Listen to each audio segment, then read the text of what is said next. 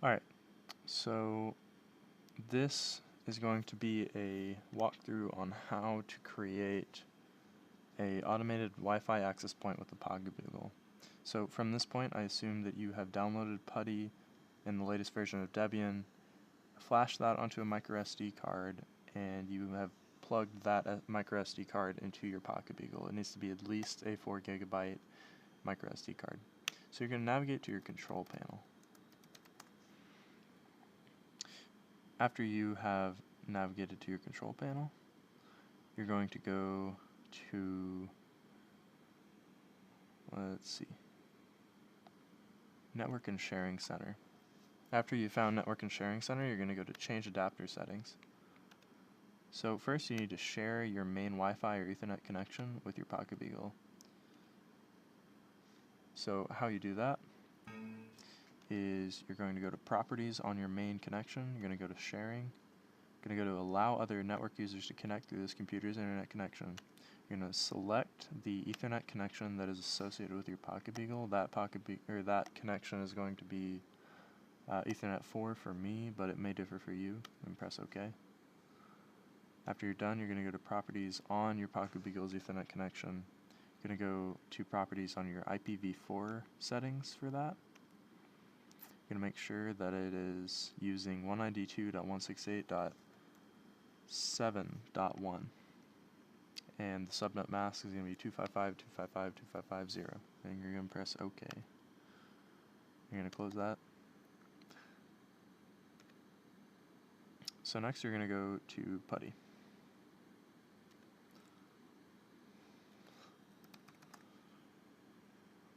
Alright, so PuTTY, it's going to ask you for the host name or IP address.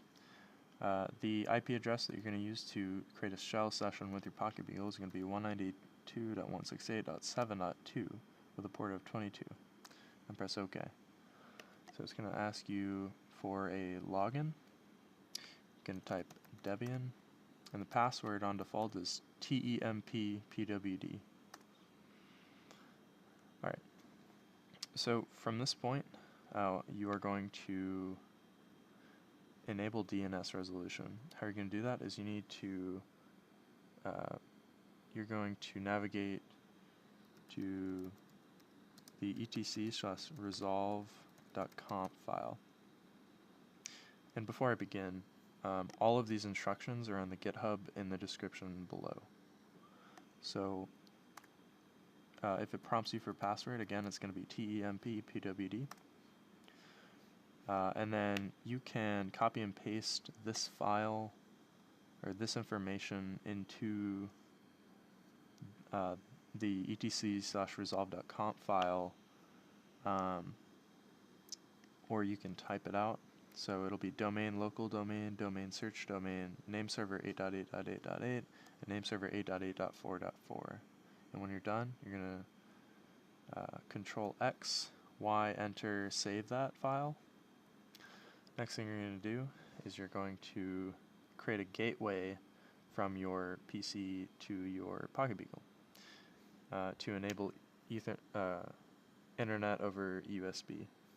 So what that command will be, it'll be sudo /sbin/route add default gateway. You can abbreviate that as GW. You're going to type 192.168.7.1. Press enter. I've already done that, so it's going to tell me that the file exists. To test DNS resolution, you can ping google.com, and you should receive packets back. Control C to stop pinging.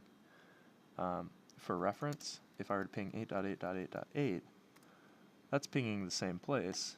However, DNS resolution allows me to use google.com instead of Google's IP address. Alright, from this point, we're going to start, we're going to create our script that's going to be used to actually start the network that we need. So what we're going to do can refer to the GitHub again. Alright, so you're going to change directory to home/Debian.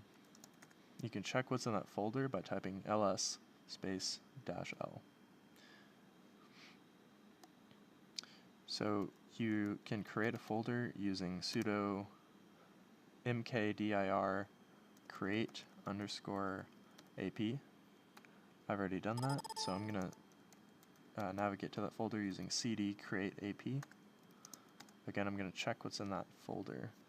So I've already created this file, but in order to go into it, you can type sudo nano filename.sh. Again, you can copy and paste this from the GitHub, but basically what this is doing is it's ensuring that sh is going to be used to interpret this script.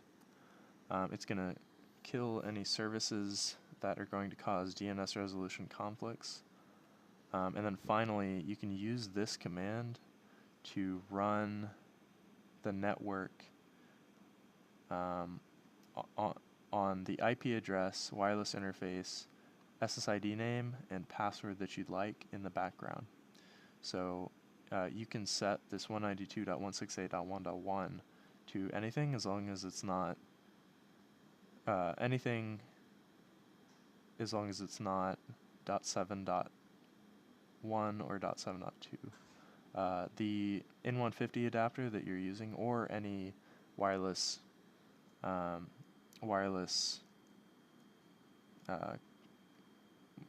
adapter that is using the NL802.11 driver set chipset, whatever that USB adapter is, it's gonna be on the WLAN 0 wireless interface. And again, you can name network ID whatever you want in the password. The ampersand at the end is going to make this run in the background, so you can still use your Pocketbeagle during operation. You can do Control X, Y, and Enter to get out of that. So next, you're going to create the service file that's going to boot it on script.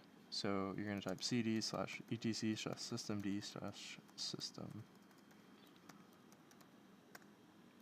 And then you're going to create your service file. So you can name that whatever you want. I named it myscript.service.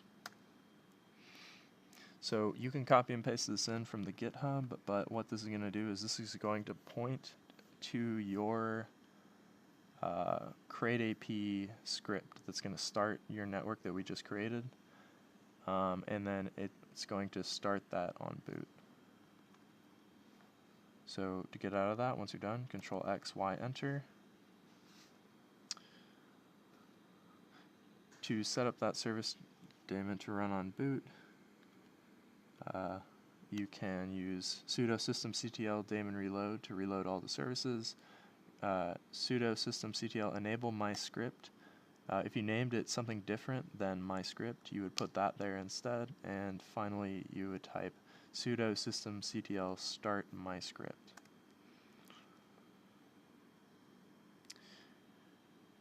All right, and then from this point, you will have an automated Wi-Fi access point with your Pocketbeagle.